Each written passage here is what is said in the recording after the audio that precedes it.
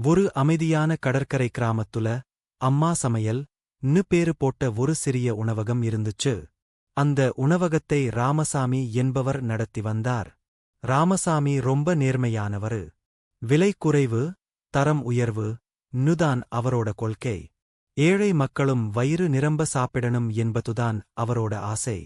அவரோட உணவகத்துல ஒரு சாம்பார் சாதம் 30 ரூபாய், ஒரு மீன் சாப்பாடு 70 ரூபாய், ஒரு முட்டை கறி 40 ரூபாய், எல்லாமே குறைவான விலையில கிடைக்கும்.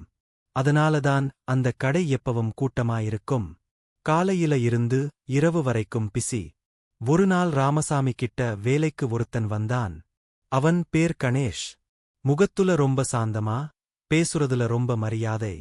ஐயா, எனக்கு வேலை வேணும். வீட்டுல நிலைமை ரொம்ப கஷ்டம் ன்னு கண்ணீர் விட்டான். ராமசாமி மனசு உருகி அவனை வேலைக்கு வச்சுக்கிட்டார்.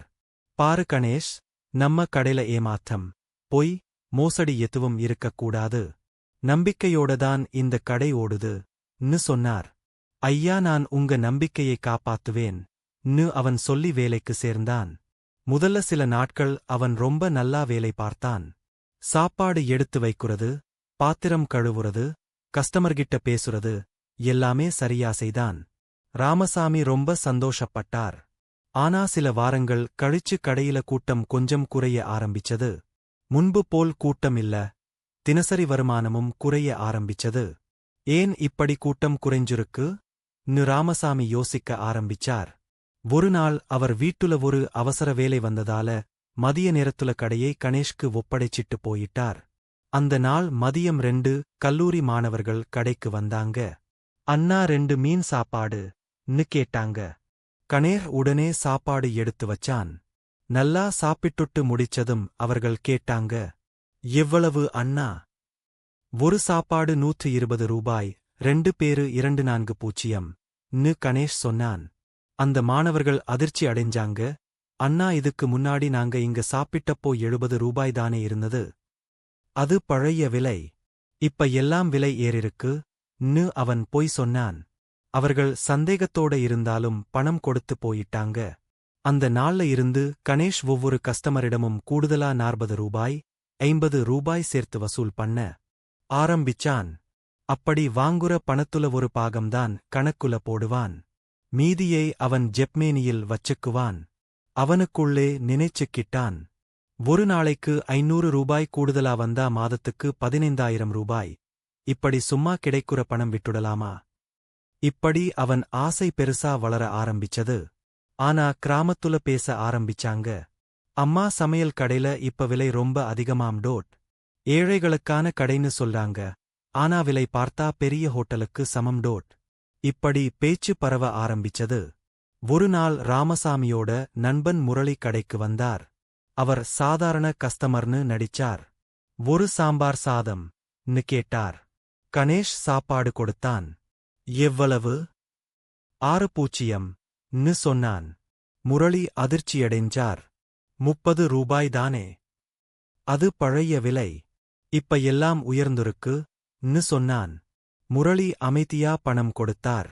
நேரா ராமசாமி வீட்டுக்கு போய் எல்லாம் சொன்னார். ராமசாமி கேட்டு அதிர்ச்சி அடைஞ்சார். நான் ஒருபோதும் விலை உயர்த்தலையே. அடுத்த நாள் ராமசாமி எதுவும் சொல்லாம கடைக்கு போய் பக்கத்துல ஒளிஞ்சு நின்னு கவனிச்சார். ஒரு குடும்பம் வந்தது. 3 மீன் சாப்பாடு ன்னு கேட்டாங்க. கணேஷ் சாப்பாடு கொடுத்து முடிச்சதும் 360 ன்னு சொன்னான். அவர்கள் ஆச்சரியமா, அண்ணா, இவ்வளவு அதிகமா?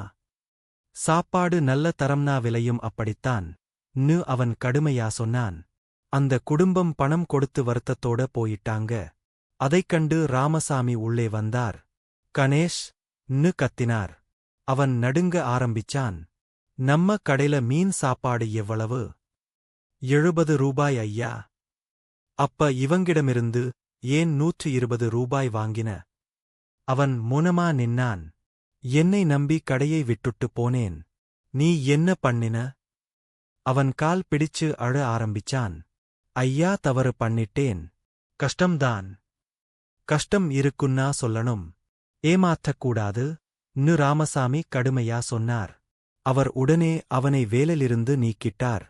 அடுத்த நாள் ராமசாமி கடை முன்புல ஒரு பெரிய பலகை வச்சார். எல்லா உணவுகளின் சரியான விலை: சாம்பார் சாதம் 30 ரூபாய், மீன் சாப்பாடு 70 ரூபாய், முட்டை கறி 40 ரூபாய். எந்த ஒருவர் கூடுதல் பணம் கேட்டால் உடனே எனக்கு சொல்லவும். கிராம மக்கள் இதைப் பார்த்து மகிழ்ந்தாங்க. சில நாட்களில் மீண்டும் கூட்டம் அதிகமாயிடுச்சு. ஒரு நாள் கணேஷ் மீண்டும் கடைக்கு வந்தான். முகம் சோர்ந்து, கண்ணில் கண்ணீர். ஐயா, எனக்கு வேற வேலை கிடைக்கல. என் தவறை உணர்ந்தேன். மன்னிச்சுடுங்க. ராமசாமி அமைதியா கேட்டார். நம்பிக்கை உடைஞ்சா அதை ஒட்டிக்கட்ட ரொம்ப கஷ்டம். ஆனா நீ உண்மையா மாறினா வாழ்க்கை உன்னை மன்னிக்கும். இப்போ நான் உன்னை வேலைக்கு வைக்க முடியாது. ஆனா உனக்கு நல்ல பாதை சொல்லிக் கொடுக்கிறேன். அவர் அவனுக்கு ஒரு சிறிய தேநீர் கடை ஆரம்பிக்க 2000 ரூபாய் உதவி கொடுத்தார். நேர்மையா நடந்து வாழ்ந்தா நீ உயருவே ன்னு ஆசிர்வதிச்சார். கணேஷ் கண்ணீரோட பணம் வாங்கி போனான். ஒரு வருடம் கழிச்சு அந்த கிராமத்துல கணேஷ் டீ ஸ்டால் ன்னு ஒரு சிறிய கடை பிரபலமாயிற்று. அவன் இப்போ யாரிடமும் கூடுதல் பணம் வாங்க மாட்டான். நேர்மையா வாழ ஆரம்பிச்சான். ஒரு நாள் ராமசாமி அவன் கடைக்கு போனார். ஐயா ன்னு கணேஷ் மரியாதையா கைகூப்பினான். சாம்பார் வடை இருக்கு ன்னு சிரிச்சார் ராமசாமி. உங்க கிட்ட கற்ற பாடம்தான் என் வாழ்க்கையை மாற்றிச்சு ன்னு கணேஷ் சொன்னான். ராமசாமி சிரிச்சார். தவறு செய்யலாம். ஆனா அதே தவறை திரும்ப செய்யக்கூடாது. நேர்மைதான் நீண்ட நாள் நிலைக்கும் செல்வம். அந்த நாள்ல இருந்து கிராமத்துல ஒரு பழமொழி பேச ஆரம்பிச்சாங்க. பணம் சம்பாதிக்க எளிது, நம்பிக்கை சம்பாதிக்கதான் கஷ்டம். இந்தக் கதையின் நெறி: நம்பிக்கை துரோகம் செய்தால் லாபம் கிடைக்கலாம், ஆனால் அந்த லாபம் நிலைக்காது. நேர்மைதான் வாழ்க்கையை உயர்த்தும் உண்மையான சொத்து. இந்த கதை உங்களுக்கு பிடிச்சிருந்துச்சுன்னா மறக்காமல் நம்ம கதை வேர்ல்ட் சேனலை சப்ஸ்கிரைப் பண்ணுங்க மற்றும் லைக், ஷேர் பண்ணுங்க.